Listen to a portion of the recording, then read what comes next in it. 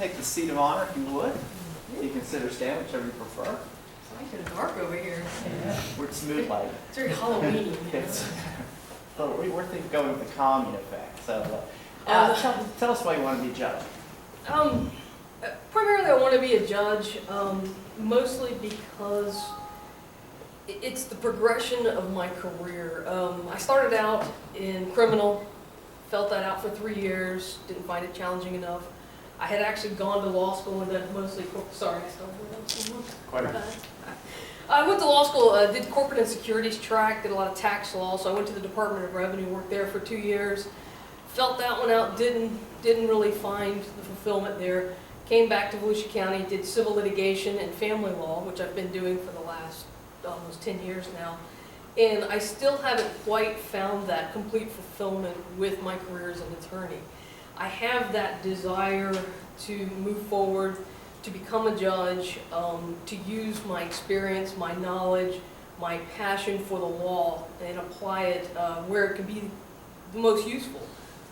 Primarily as a advocate for the legal system and moving things forward to the best of my abilities to make decisions and those sorts of things.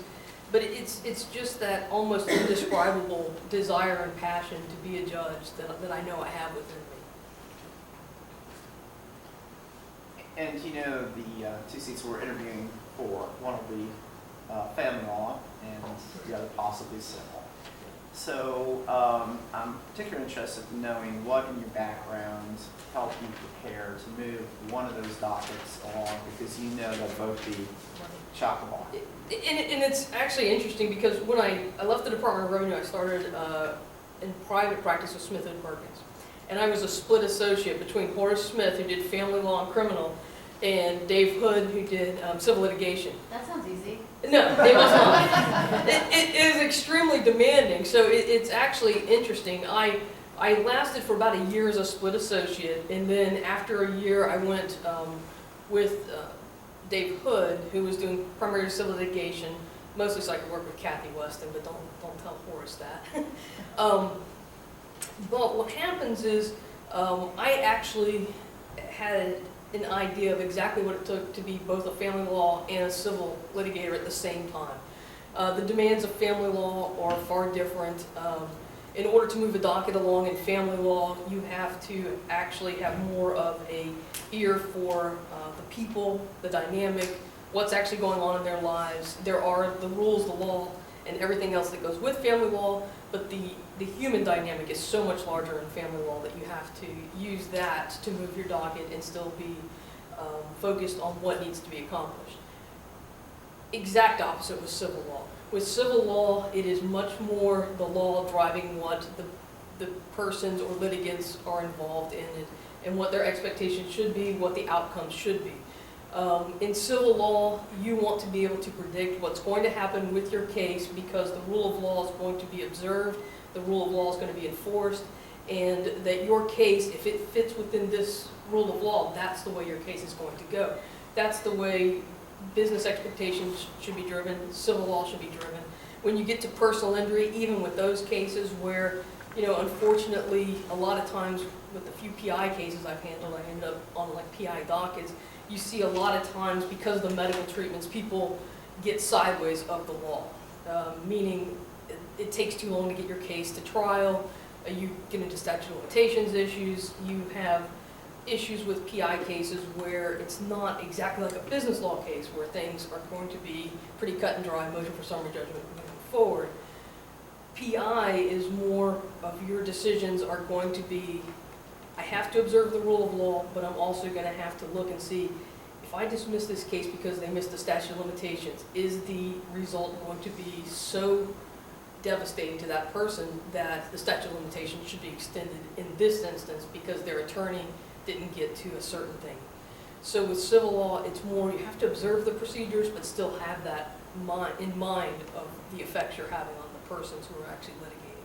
Let me ask you this. Say you're on the bench, family law division, you have a lawyer on a particular matter, is not diligent, not doing what he or she are supposed to be doing, whose actions or inactions are actually hurting their client.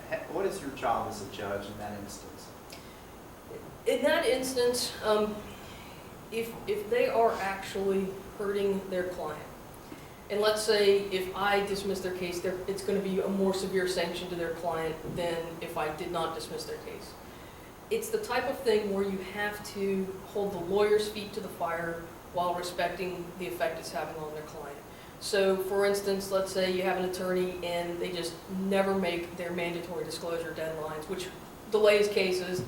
It costs more for all the litigants, especially the litigant on the other side who's having to get discovery from other sources and those sorts of things.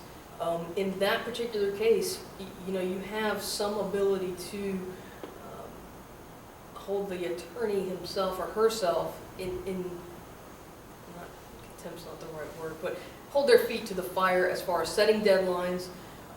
For instance, if they don't have their mandatory disclosure, you set a hard deadline that they know about, that their client knows about, and when they don't meet that deadline, then you move on into more severe, I'm going to dismiss your client's case.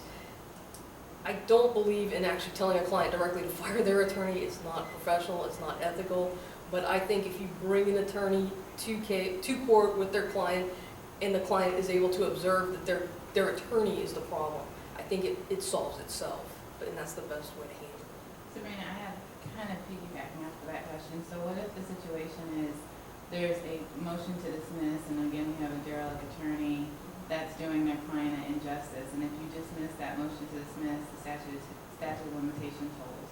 Do you grant the motion to dismiss?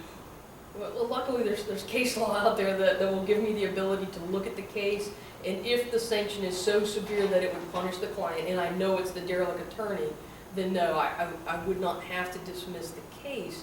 But again, it's one of those ones where it's one of those decisions that's in the gray area or on the margin of, is the law more important, or is what the impact on the litigant is going to be more important? So in that case, some persons, especially in civil law, hire specific attorneys so that they have this effect or that ability. It's a case-by-case basis. You have to really weigh where the law is versus what that particular case is, and whether or not that particular case is appropriate for dismissal, or whether that particular case is appropriate for not using the severest sanction of dismissing with prejudice and letting the case move forward on its merits. A lot of people who've submitted applications list judges among their references, and I know you did that, and so that could be a good or bad move for that person. What judges have you admired, have had an impact on your career, might you model yourself after as a judge? But it's a funny thing. I didn't list judges because I'm assuming you're already talking to judges. So it's I guess a strategy in your references not to duplicate things sources that you're probably already going to have input from otherwise.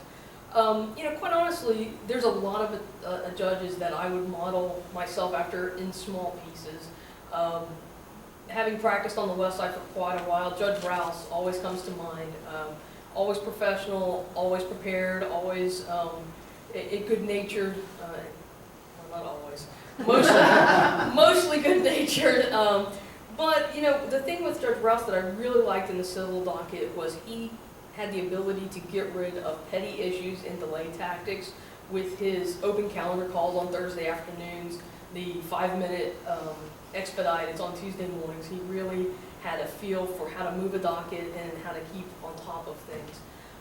In family law, actually, I've been most impressed with Judge Nichols of late because she's always prepared, knowledgeable of the law, and has that understanding of family law matters that her experience brought to the bench. Those are the two that really come to mind, civil and family law. Who else? Sabrina, thank you for coming in. Thank you very much. I appreciate everyone taking their time. And, just an observation, it's actually a pleasure to work in Volusia County, the 7th Circuit, because you guys do such a good job of calling the candidates, and we have the best judges here. So It's a strong bench. I agree. I appreciate all your time and effort. Thank you. Thank you.